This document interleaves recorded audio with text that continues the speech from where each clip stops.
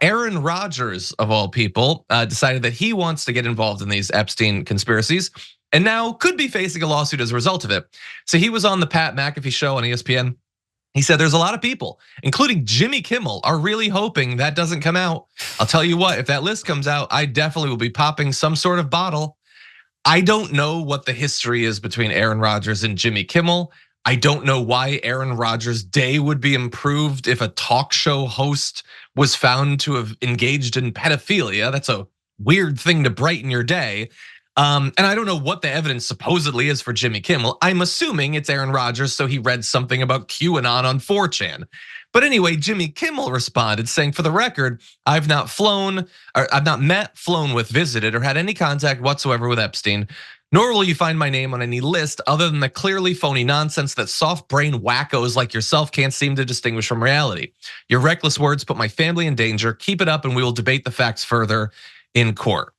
I don't know to what extent what Aaron Rodgers already said is defamation. It might be vague enough. But from the little I know of Aaron Rodgers, like I think the theory that, yeah, he just saw something that Elon Musk retweeted or something and he believes it whole hog, very viable. That said, if Jimmy Kimmel's name is on the list, then maybe we'll have something. We'll find out in a few weeks, Francesca. The point of this story is the following. Powerful people get away with whatever the hell they want. And the people that were on those flight logs, especially the ones that engaged in, sex trafficking and were accomplices and condoned it, they are the worst of the worst. And Epstein represented basically what happens when you have all the money and all the impunity and all of the power, and your friends are celebrities and bankers and politicians, of course, as we will talk about very shortly. You get away with all of this, and everyone was complicit in it. When Bill Gates is on your flight, that's what happens. And so it is truly, to me, the Epstein story, it does kind of defy party, although we will see how many people try to make it partisan. But no, it is about someone who was a money handler for both the left and the right, whomever, and then also was a sick perv that kept young women against their will and did so for decades and never, ever, ever saw justice. And when he finally did, oops, he winds up dead in prison.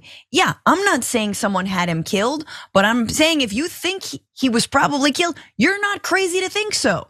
So again, this is sort of the way that QAnon and Aaron Rodgers and those kinds of conspiracy theorists, they're right about certain things, which are that the powerful do get away with whatever they want. And the Epstein case was a one case in which he finally was brought to justice. He did get away with it, but he was finally brought to justice, including Ghislaine Maxwell. So that's what we should focus on, and also focus on no one should have this amount of power. And hell, money corrupts. 100%, I agree.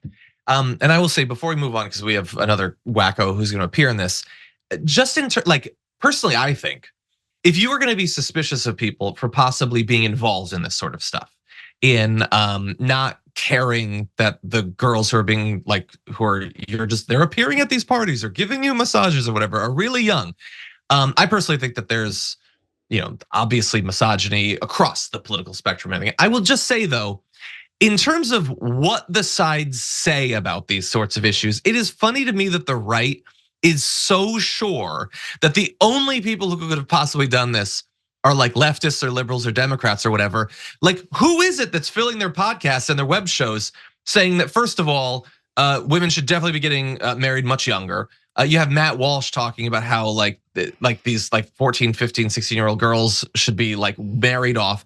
Tucker Carlson joking on the Love Sponge show years ago about young girls experimenting in college and everything. Who are the ones saying that women should submit to men and never deny them sex and that sort of stuff? Like if there is anyone who can conceive of not really giving a damn about a woman or her autonomy, her control over her own body, her ability to determine her own sexual life, it is enthusiastically embraced by these people. These are the Andrew Tate people Yes. Andrew Tate is literally a person who is locking women up and making them do cam shows. They laud him, they still bring him on their shows.